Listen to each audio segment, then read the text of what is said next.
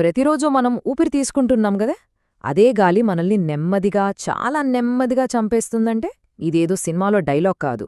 ఇది మన దేశం ఎదుర్కొంటున్న అతిపెద్ద సవాలు. ఒక జాతీయ అత్యవసర పరిస్థితి. ఇది కేవలం హెల్త్ ప్రాబ్లం అనుకుంటే పొరపాటే. ఇది మన ఆర్థిక వ్యవస్థను, మన భవిష్యత్తును దెబ్బతీస్తున్న ఒక స్ట్రాటజిక్ సమస్య. దీనికి మనం చెల్లిస్తున్న వెల ఎంత?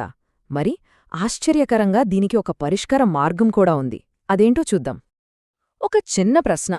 ప్రపంచంలోనే అత్యంత కలుషితమైన 100 నగరాల్లో మన దేశం నుంచి ఎన్ని ఉంటాయనుకుంటున్నారు?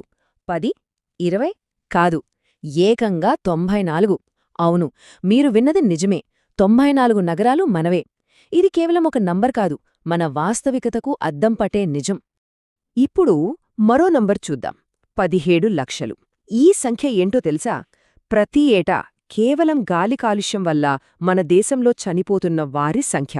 అంటే రోజుకు దాదాపు 5,000 మంది, గంటకు 200 మందికి పైగా కేవలం మనం పీల్చే గాలివల్లే ప్రాణాలు కోల్పోతున్నారు. సరే, ప్రాణాల సంగతి పక్కన పెడితే వ్యాపారపరంగా చూద్దాం. మనం చెల్లిస్తున్న అసలైన మూల్యమిది. $95 బిలియన్. ప్రతి సంవత్సరం మన ఆర్థిక వ్యవస్థకు కాలుష్యం వల్ల కలుగుతున్న నష్టం. ఇది మన జీడీపీలో 3%. ఆలోచించండి, ఈ డబ్బుంటే ఏం చెయ్యొచ్చు? దేశంలో ప్రతి గ్రామానికి మంచినీళ్ళివ్వచ్చు, ప్రతి నగరంలో ఒక సూపర్ స్పెషాలిటీ హాస్పిటల్ కట్టొచ్చు. ఇది ఎంత పెద్ద నష్టమో గమనించండి. మరి ఇంత నష్టం జరుగుతుంటే మనమేం చేస్తున్నాం? చాలామందికి పొల్యూషన్ అనగానే ఢిల్లీ గుర్తొస్తుంది, లేదంటే దీపావళి టపాసులు, లేదా పంట వ్యర్థాలు కాల్చడం. కాని అది నిజంలో ఒక చిన్న భాగం మాత్రమే. అసలు కథ వేరే ఉంది. ఆ అపోహల వెనుకున్న నిజాలేంటో ఇప్పుడు చూద్దాం. ఒక భయంకరమైన నిజమేంటంటే, ఢిల్లీలో ఊపిరి పీల్చుకోవడమంటే రోజుకు 15 నుంచి 20 సిగరెట్లు తాగినట్టే. ఆలోచించండి, మీరు సిగరెట్ ముట్టుకోకపోయినా మీ ఊపిరితిత్తులు రోజూ పాడవుతూనే ఉన్నాయి, కేవలం గాలి పీల్చినందుకు. ఇక్కడే మనం కొన్ని అపోహల్ని బద్దలుకొట్టాలి. ఫస్ట్, పొల్యూషన్ ఢిల్లీ సమస్య మాత్రమే కాదు, ఇది కాశ్మీర్ నుంచి కన్యాకుమారి వరకు ఉన్న దేశవ్యాప్త సమస్య. సెకండ్, ఇది కేవలం చలికాలంలో వచ్చే సమస్య అంతకన్నా కాదు, ఇది 365 రోజులు మనల్ని వెంటాడే సమస్య. ఫైనల్గా, ఇది కేవలం టపాసుల వల్ల, పంట వ్యర్థాల వల్ల వస్తుందనుకోవడం పెద్ద పొరపాటు. ఏడాది పొడవునా పనిచేసే 10కి పైగా ప్రధాన కారణాలు దీని వెనుకున్నాయి. సరే, సమస్య ఏంటో అర్థమైంది. కానీ దీనికి మనం చెల్లిస్తున్న అస్సలు ధర ఎంత? ఇది కేవలం డబ్బు లెక్క కాదు, మన ఆరోగ్యం, మన ఆయుష్షు లెక్క. ఇది ప్రతి ఒక్కరిని ప్రభావితం చేసే విషయం. ఇక్కడే అసలు కథ మొదలైంది. మనం కోల్పోతున్నది ఏంటో చూడండి.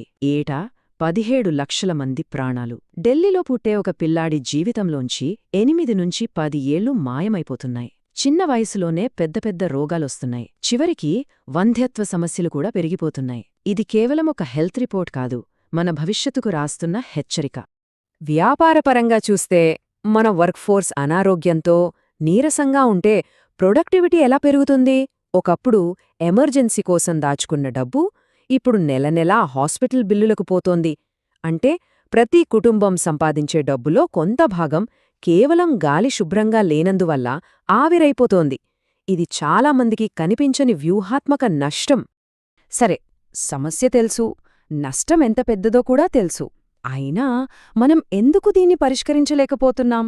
అసలు యాక్షన్ ఎక్కడ ఆగిపోతోంది? మన సిస్టంలో ఉన్న లోపమేంటి? దీని వెనుకున్న కారణాలను ఇప్పుడు లోతుగా చూద్దాం. ఇక్కడే అసలు గేముంది, గమనించండి. వరల్డ్ హెల్త్ ఆర్గనైజేషన్ ప్రకారం గాలిలో ప్రమాదకరమైన PM 2.5 కణాల స్థాయి 5 ఉండాలి. అది సేఫ్. కాని మన దేశంలో అదే స్థాయి 40 వరకు ఉన్నా ఓకే, పర్వాలేదు అంటున్నారు. అంటే ఏంటి? పరీక్షలో ఫెయిల్ అవుతున్నామని తెలిసి పాస్ మార్కులే తగ్గించేశారు. ఇలా చేస్తే సమస్య కాగితాల మీద కనబడదు, కాని మన ఊపిరితిత్తుల్లో కనిపిస్తుంది. మరి ఈ పరిస్థితికి కారణమెవరు? మన చల్తా హే యాటిట్యూడ్. ఏం జరిగినా పర్లేదులే అనుకునే మనస్తత్వం. ప్రతి విషయాన్ని రాజకీయ పార్టీలు తమకు అనుకూలంగా వాడుకోవడం, పెద్ద పెద్ద ఇండస్ట్రీలు ఒకరి మీద ఒకరు నిందలు వేసుకోవడం, అన్నిటికంగా ముఖ్యంగా ప్రజల నుంచి సరైన ఒత్తిడి లేకపోవడం, ఉన్న చట్టాలను కూడా సరిగ్గా అమలు చేయకపోవడం, ఇవన్నీ కలిసే ఈ సమస్యను ఇంత పెద్దది చేశాయి. ఇదంతా వింటుంటే నిరాశగా ఉందా? కాని ఇక్కడే ఒక ఆశాకిరణముంది. సమస్యల గురించి మాట్లాడింది చాలు. ఇప్పుడు పరిష్కారం గురించి మాట్లాడదాం. మనకన్నా దారుణమైన పరిస్థితిని ఎదుర్కొని దాన్ని జయించిన ఒక నగరముంది. అదే చైనాలోని బీజింగ్. ఇక్కడే నిజమైన విజయం మొదలైంది.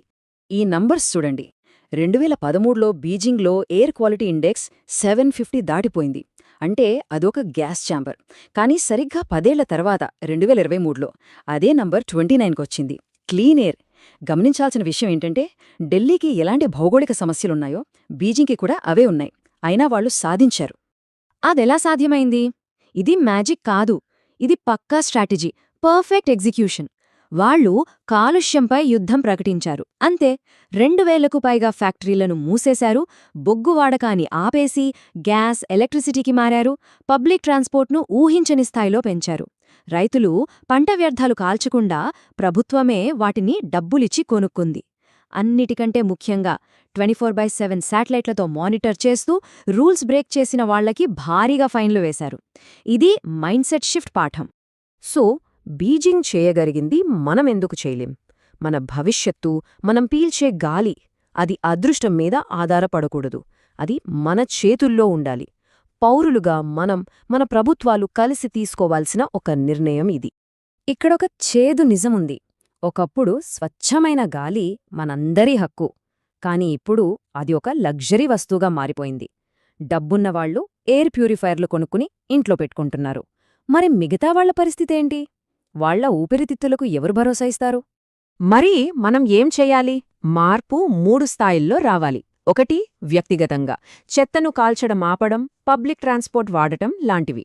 2 సామాజికంగా మన చుట్టూ కాలుష్యం సృష్టించేవారిని ప్రశ్నించాలి. 3 రాజకీయంగా స్వచ్ఛమైన గాలి అనేది మన ఓటును నిర్ణయించే అంశంగా మారాలి. అప్పుడే మార్పొస్తుంది. ఒకప్పుడు మన హక్కుగా ఉన్న స్వచ్ఛమైన గాలి ఇప్పుడొక సరుకుగా మారింది. అయితే ఇప్పుడు మనం తేల్చుకోవాల్సింది ఒక్కటే. దీనికి మనం ఏ వెల చెల్లించడానికి సిద్ధంగా ఉన్నాం? మన డబ్బా లేక మన ప్రాణాలా? ఈ ఎంపిక మనందరి చేతుల్లోనే ఉంది. जय हो जय हो